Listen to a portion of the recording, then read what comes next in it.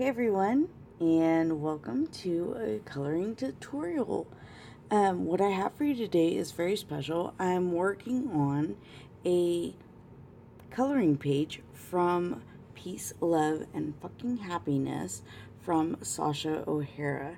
And this is from her brand new book coming out, labeled this, Peace, Love, and Fucking Happiness. And I think that's just so cool. So what I've been working on is a gem up here, and this is what I'm going to show you today.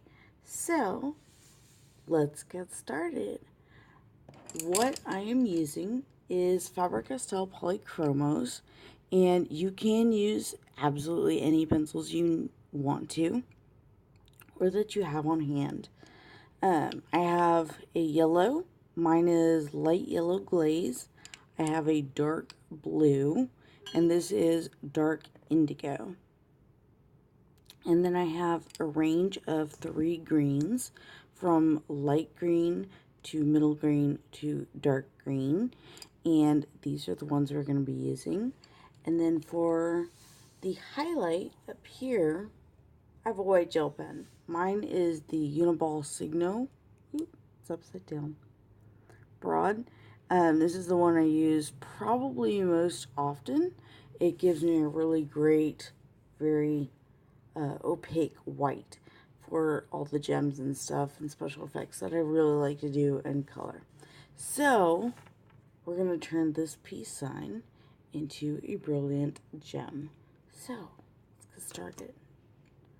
First thing you're going to want to do is you're going to use your lightest color to bring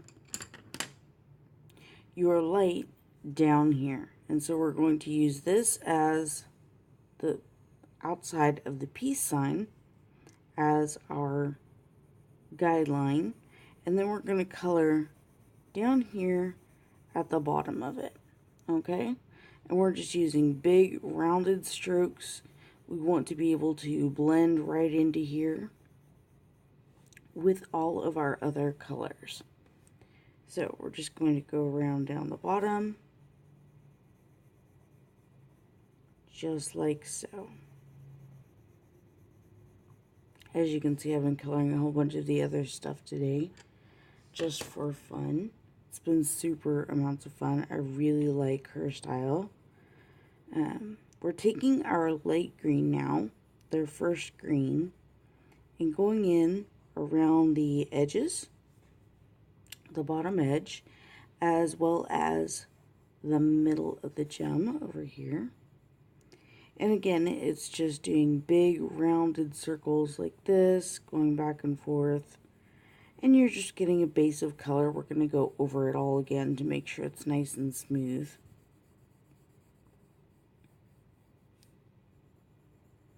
Just like that. And we're kind of thinking about doing it in a horseshoe shape.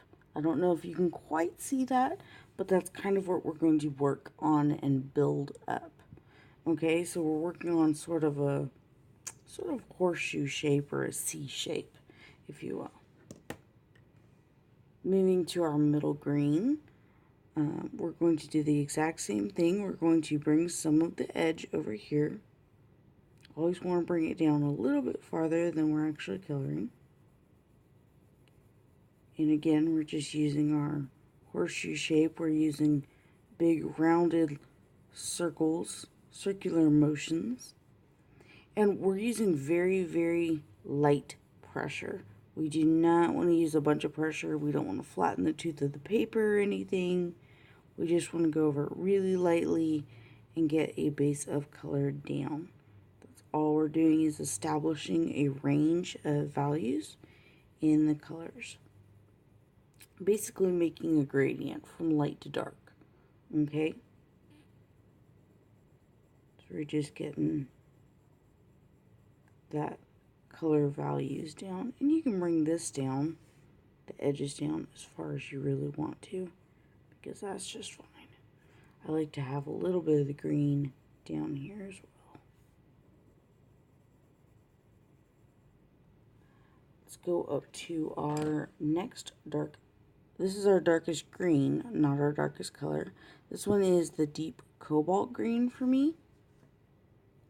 And think it's a really, really pretty color.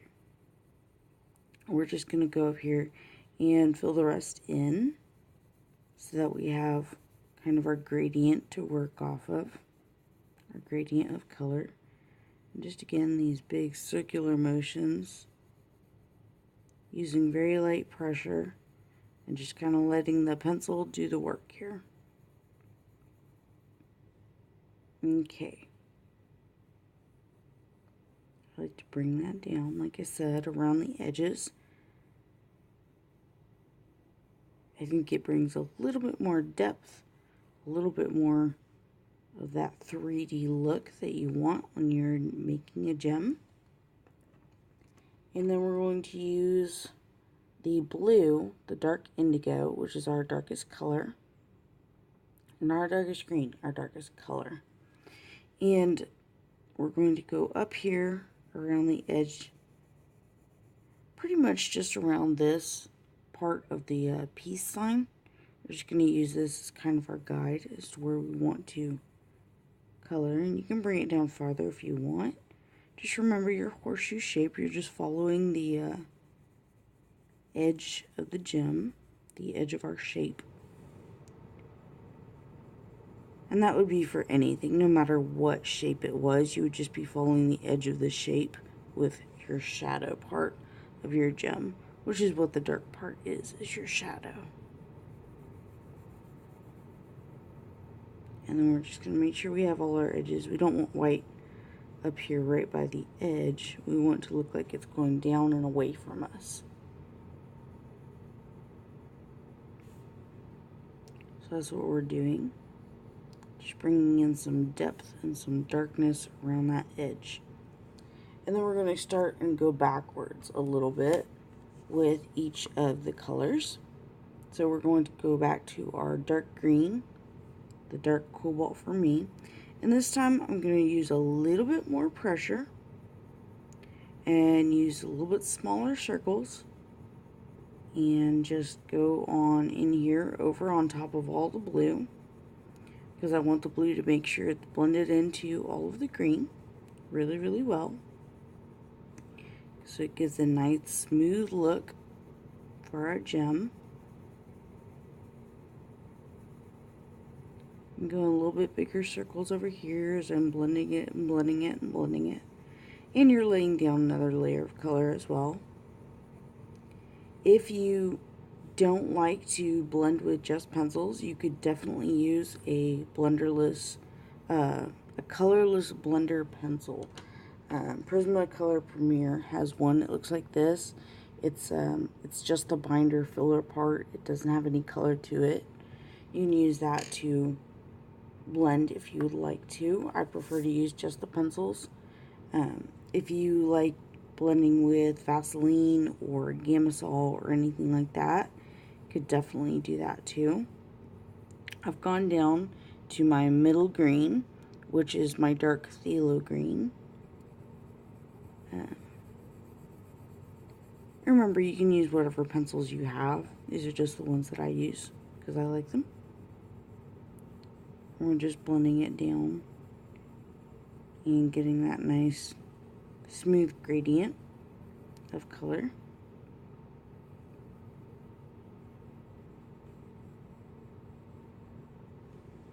And then going down to our lightest green. This one actually is called what? It's just light green. Yeah, okay. Because I have another one that's very similar and it's leaf green.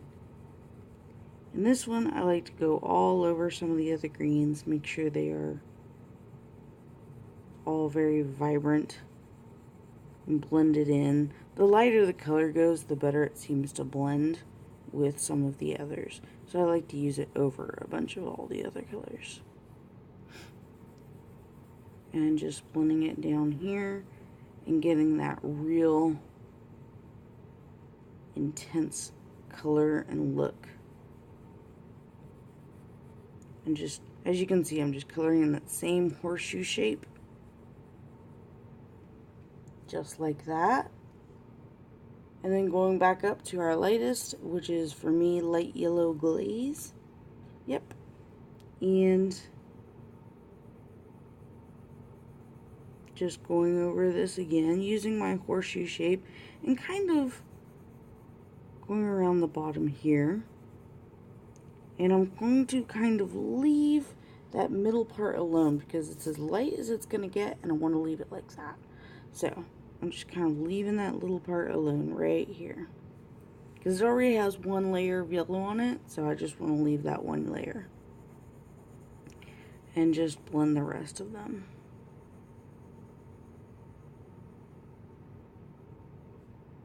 Just like that. Now, if you want to go on with it like that, you can. If you want to blend it out some, you can. I'm going to use my colorless blender pencil and blend it out a little bit in here. Just maybe get rid of some of these little white spots that I still have. It's totally fine. They won't bother your gem. I just like to get as smooth as possible. It's just my preference. Just like that. If you want to go deeper with the edge, you can make it darker. You can use a darker blue. You could even use black if you wanted to. But I really like it like that. I think it's a really glowy look, and I like that. So, since that's what we're going for, I'm going to grab my Uniball Signo white gel pen, and then we're going to go in our same shape up here and kind of echo it with our highlight. What I like to do is I like to kind of mark out like right where the middle of my highlight is going to be, like it would be if I was seeing a reflection of a window or something like that. And so then I'm going to do a little mark over here, and I'm kind of using this line on the peace sign as a guide. I don't know if you can see that, but I'm going to use this as kind of my guide as to where to go. And then I'm going to just connect it over here. And then I'm just going to fill it in like that. Oop. There it goes. Gel pens can be kind of finicky, so sometimes you want to get it going on a scrap piece of paper before you do a highlight. Just like that. And I'm going to go on the other side and do the same thing. And do it a little bit smaller over here. Just showing you where the light is hitting over in the shadow part of the gem. And then I like to do some like little offshoots, like where the light might be hitting over here, just for fun. Just like that.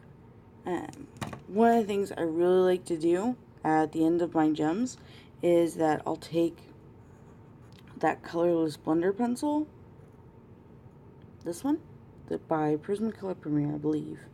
Yeah. And I will just clean up the edge so that the highlight is all the same on the bottom. It has like a really nice clean line. It's just my preference of how I do them. But I like to be like very crisp, very clean. So I like to clean up my highlights just like that. And that is your beautiful green gem. Your beautiful green peace sign gem. Now, there's always stuff you can do with gems. You can do more, you can do less. With this one, you've already got designs on the bottom. So if you want to go in and highlight some of these designs, you could. I don't know if you can see this. But in this one, I kind of scribbled up along the peace sign so that it has some texture and kind of looks interesting. You could go in and actually color this flower now with anything that's more complementary. If you use a orange or a red or something like that, it's kind of going to be a little bit muddy because of the browns mixing, or the oranges and reds mixing with the greens. So I would say maybe some blues, maybe some yellows, maybe some more green. You could do it a couple of colors if you wanted to. So that's how we make a green gem, and I hope you enjoy this. I hope you do go and check out Sasha O'Hara's new book, peace, love, and fucking happiness. We'll see you next time for another coloring tutorial.